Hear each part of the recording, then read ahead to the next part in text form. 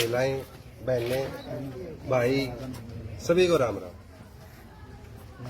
नाम होता है टीचर का तो मेहनत तो बच्चे की होती है।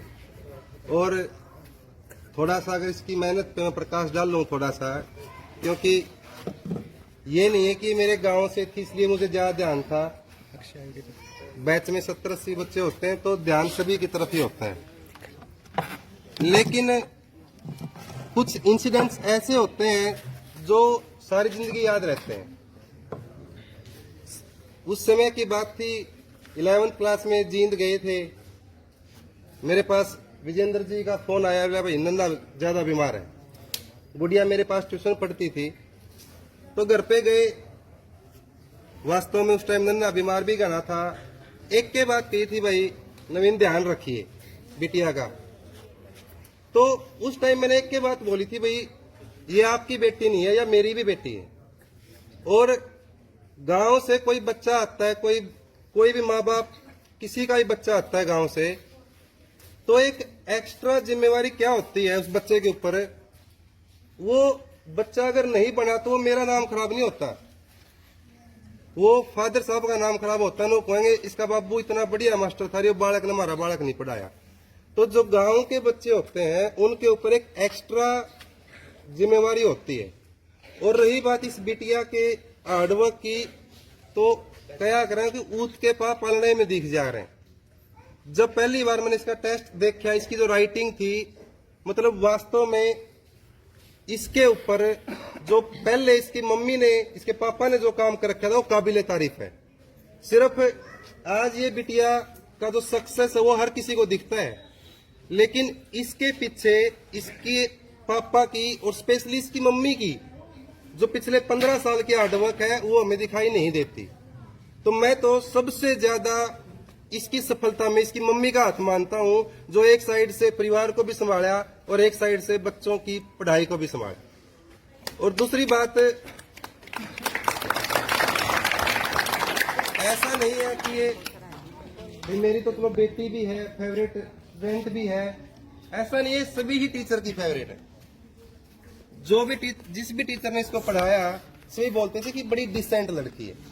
और ये बच्चा ऐसा है कि ये सिर्फ बुकवर्म नहीं था, मतलब सिर्फ किताबी कीड़ा नहीं था। खेल में कोई स्पीच प्रोग्राम है, कोई भी प्रोग्राम है, ये बड़े आगे आके पार्टिसिपेट करती थी। और उसी का नतीजा ये है कि आज ये इतने जो 4 स्टेप होते हैं सिलेक्शन के, उन चारों स्टेप को क्लियर कर पाई। कुछ बच्चे जो सिर्फ किताब पढ़ते हैं ना, वो फिर आगे ग्रुप डिस्कशन को और जो बाकी फॉर्मेलिटीज होती हैं उसको फेस नहीं कर पाते। तो मेरा सोच ये है कि बच्चे को ओवरऑल डेवलपमेंट होनी चाहिए। बाकी अजय भाई ने भी बताया है कि भाई बच्चे को पढ़ाना और प्लेयर तैयार करना इतना आसान काम नहीं है। मैं आज से नहीं, 2012 से भाई को भी देख रहा हूं, अजय को भी, कि एक छोटा सा कमरे सिस्टम तैयार करा था। अभी भी दिन रात लगे रहते हैं। तो बच्चा तैयार करना, चाहे वो एकेडमिक्स में हो चाहे वो प्लेयर हो, इतना आसान नहीं है। और कहना नहीं चाहिए क्योंकि गांव के सारे बड़े बैठे हैं, सारे मेरे तो फालतू समझदार हैं, लेकिन इस फील्ड में मैं लगभग 17 साल हो गए। एक छोटी सी राय जरूर दूंगा सभी साथियों को जिनके बच्चे छोटे हैं, भाई अपने बच्चा पर हार्डवर्क करो। अगर एक परिवार का एक बच्चा पढ़ गया, वो पूरे परिवार को बदल देता है।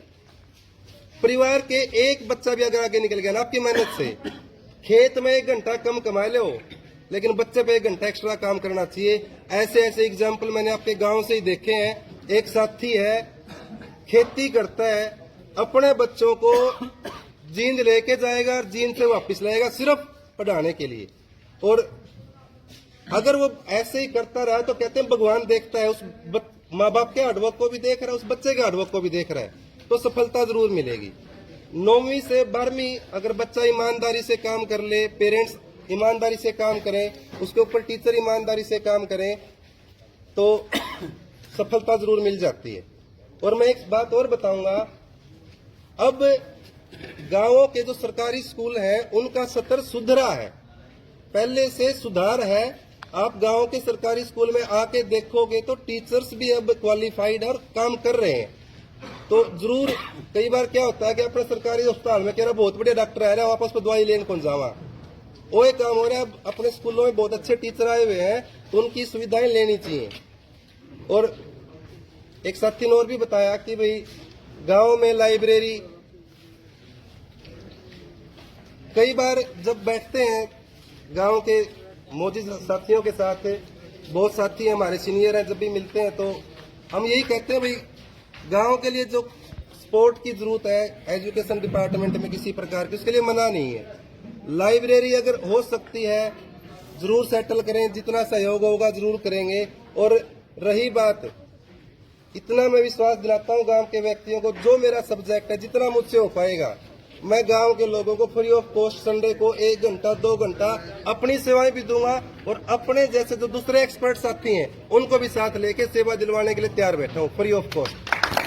लेकिन थोड़ा सा, क्योंकि गांव बहुत बड़ा है, बहुत पढ़ा लिखा गांव है, लेकिन जो तरक्की होनी चाहिए थी वो अपनी एजुकेशन डिपार्टमेंट में नहीं हुई है। बहुत कम गिने चुने बच्चे ही हैं, तो इसकी तरफ थोड़ा सा जरूर ध्यान देना चाहिए।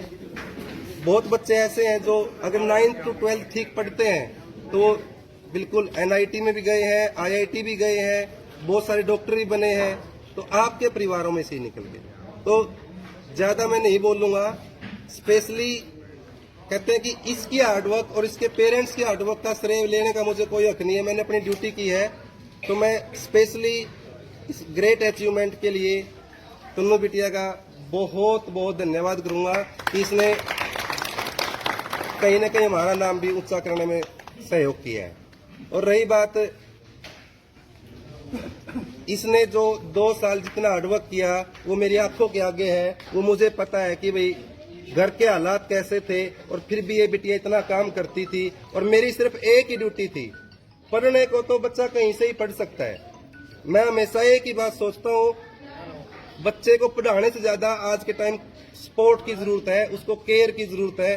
तो मैंने सिर्फ इसको सपोर्ट दिया, ध्यान रखा कि अपसेट ना हो। कभी कोई अपसेट होती तो पूछ लेता था बेटा क्या बात है, जरूरत पड़ती तो कभी हंसी मजाक भी कर लेते थे।